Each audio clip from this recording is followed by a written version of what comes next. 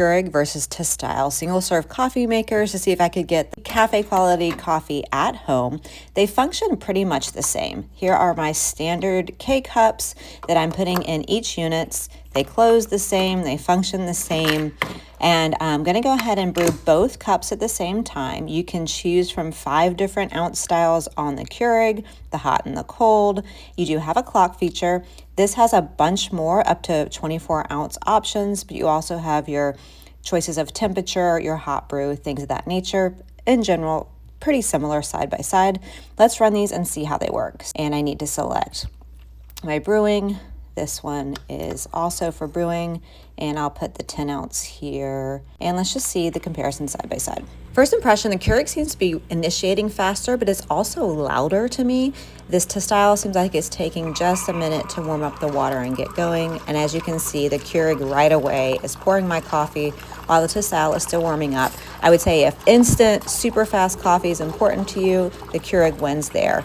The size is 9 by about 12 deep here versus Tastyle about 4.5, maybe 7 with the frother, and only about 10 inches deep. So much smaller profile on the counter if space is important to you. We now see the Tastyle kicking into gear. The Keurig is done, but you can hear a much quieter sound. So if sound is important to you, I make coffee at 4:30 in the morning. It also has this frother option as well. With the Keurig, of course, you could use your own handheld frother versus Tastyle is integrated and removable. They both finish quite quickly. I'm seeing similarities in the brew strength. The smell is similar. I don't really notice any initial differences in my cups of coffee. Let me see if I can slide this out and show you the integrated foaming frothing feature. This is 2% milk. Obviously, a higher fat content will froth easier and more full, but we're going to give it a go. You just push the button on the top.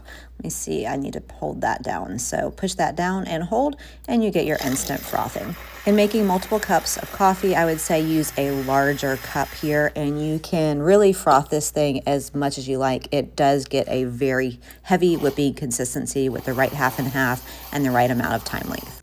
Okay, that's about the best I can do with this tiny little cup. Let's put this into our coffee cup, and I can show you the bottom I have left as warm milk. The top, you will see how thick the foam got, and even this small container, you can use a much larger container if you would like more froth. I must say I particularly like that you can release the frother just via a button, pull it out from the side. It does have the recharging function when it is integrated in the machine, but it's very easy to hold with this handle. You can froth to your desired consistency, run it underwater, and put it right back into the machine so that it is always charged.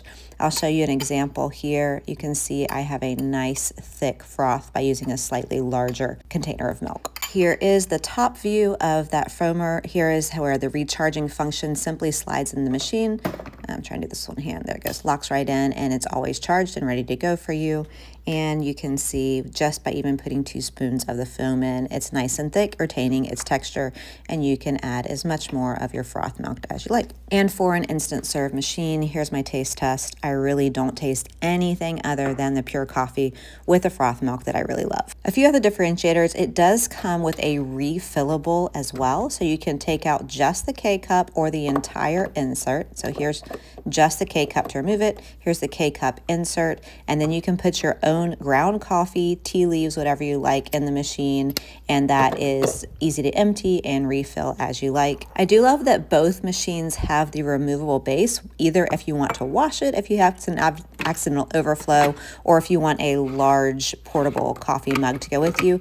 This one also has a raised insert as well if you really want that height increase to reduce splashing, although I had no issues with splashing when I made my cups of coffee. A few other differences I noticed, the water reservoir on the Keurig is larger, maybe up to 60 ounces if you hate refilling these things, and it does have the integrated filter. This is 40 ounces, which I still believe is a lot of coffee, but you can make up to 24-ounce coffees, and this one you can either take the lid off or take the whole thing over to the sink, as well as the lid off, and you can remove, oh, I got my 2 hands, sorry. There we go. And take that one to the sink as well. And the Tastyle does come with instructions, all of your warranty and information to reach out to the company should you have any issues. And there's some pretty yummy looking customized specialty recipes in here for your convenience. Overall, my impressions, the Keurig is a faster, louder machine. It's got a larger profile on the counter. It does have a larger water reservoir, integrated clock, but a lot of functionality. I've had it over a year. I really do love the features. To style smaller profile on the countertop, it does have that integrated frother, rechargeable, which I love, can make up to 24 ounces of coffee, which I also love. Honestly, have no issue with either machine. Hope this side-by-side was helpful. If so, please give it a like.